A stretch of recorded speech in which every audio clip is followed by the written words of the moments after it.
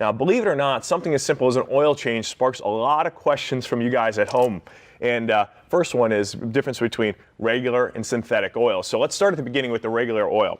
Now, if you've got an older vehicle, you've been running regular oil in it probably if it's 10 years older or longer. Now, there's nothing wrong with it, but you do have a better option these days in the form of synthetic motor oil. People come in and say, well, I've been running traditional oil. Can I switch to synthetic? And yes, you can. The thing is, you want to make sure that you drain out all the traditional oil and then throw in the synthetic. Once you go to synthetic, you do have the option of going back, so you can go from one to another and back and forth. That's not a problem. The thing is, you really don't want to mix the two together because the oils have different properties and they might not mix well inside of your engine. Now, synthetic oil is better in the fact that it's got better oil lubricating capabilities to it. It does a better job of clinging to your engine parts and lubricating them better. The thing is, traditional oil, they tell you to change it every 3,000 to 5,000 miles, and manufacturers will tell you, or car manufacturers, that you want to change it 3,000 to 5,000 miles no matter what oil you're using.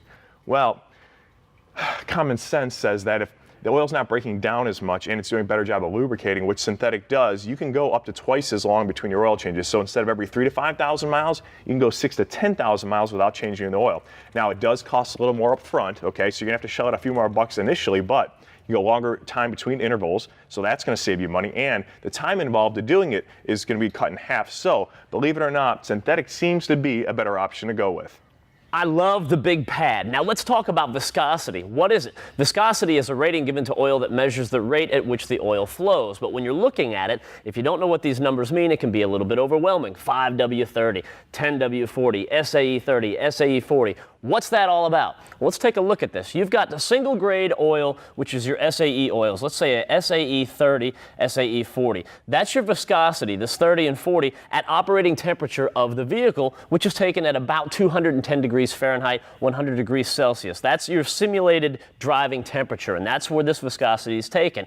Now you move up here to the 5W30s, 10W40s. That's a multi-grade oil right there. That's doing two different things, where your SAEs, your measurements only taken at operating temperature. This is taken at startup. That's why it's blue, because that's when the engine's cold, and the red over here at operating temperature. So a 5W30 is actually acting like two different oils. It's acting like an SAE5 when it's cold at startup, and an SAE30 at operating temperature. So like I said, it's doing a couple different things. Now, you will hear people say, don't use a 5W30 because it's too thin.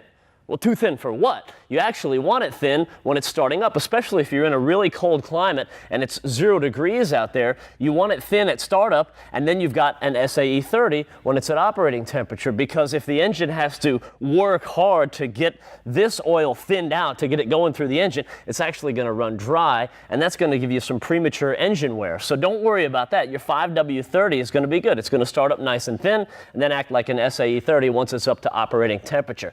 Now, I know there's a couple guys out there with white coats and some cool glasses that are saying, Matt, there is so much more to viscosity than what you've just said. But you know what? For 99.9% of us out there, you know this is startup, this is operating temperature, and 5W30 is going to be fine for most of the vehicles that are out there driving on the road. And that's all most of us need to know. Matt, you believe it? I was actually paying attention to your little tutorial on oil. I got some 5W30. I think that should be good for this thing. I'm just glad you were paying attention. That's a switch. You know? Hey, one last thing, you guys at home, is yes, you do need to change your filter every time you change your oil.